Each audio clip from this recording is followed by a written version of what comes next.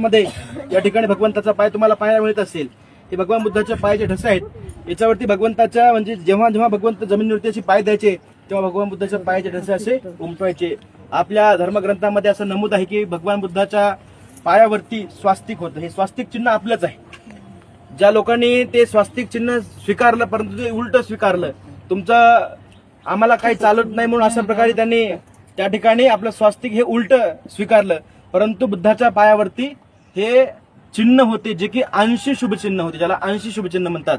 32 महापुरुष लक्षण आणि अंशी शुभ चिन्ह सेम टू सेम. भगवान बुद्धाचं तळपाय जर पाहिला तर सेम टू सेम असा तळपाय होता. तळपायावरती भगवान बुद्धाचा असे चक्र होतं. असं या ठिकाणी बुद्ध धम्म संघ 3 रत्नाचं या ठिकाणी एक चिन्ह होतं जे की आपण अनेक लोक त्याला त्रिशूल म्हणतात. जे की सम्राट अशोककालीन बुद्धाचा एक पुत्र म्हणजे बौद्ध भिक्षू, हा सम्राट अशोकाने गांधार देशामध्ये महादेव नावाचा भिक्षू त्यांनी प्रचार प्रसारासाठी पाठवला होता. त्याचाच नंतर महादेवामध्ये रूपांतर झालं, शंकरामध्ये रूपांतर झालं. ते त्या ठिकाणी थंडी असल्यामुळे त्यांनी मुंडन, त्याच्यावरती जे केस आहेत मुंडनमुळे त्यांना थंडी लागू लागली आणि थंडीमुळे त्यांचं धान होऊन सांगितलं. म्हणून त्यांनी जटा वाढवायला सुरुवात केली. थंडी तरी थांबत नव्हती तर मग त्यांनी अंगावरती भस्म लावायला सुरू केलं, याच्यानंतर तरी थंडी थांबेल. आणि मग थोडीशी थंडी त्याच्याने थांबू लागली. नंतर मग आता पाहू शकतो की अनेक जे वेगवेगळे अंधश्रद्धेकडून नेणारे जे काही मार्ग पंथ आहेत ते लोक भस्म आरती करत असतात.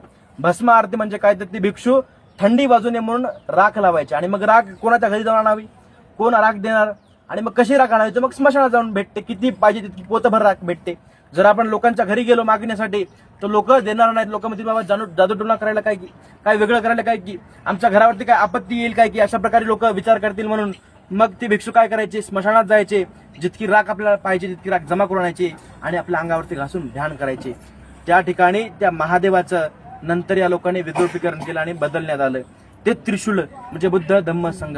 हे त्रिशूल घेऊन माता संघमित्रा आणि महामहेंद्र हे श्रीलंकेला गेले होते. बुद्ध धम्म संघ याचं प्रतीक आहे. पुन्हा 3 पट्टेवरतात ते बुद्ध धम्म संघ हे सुद्धा याचं प्रतीक आहे. ते या ठिकाणी तुम्ही पाहू शकता, दर्शन घेऊ शकता. बुद्धाच्या पायाचे ठसे अशा प्रकारे होते.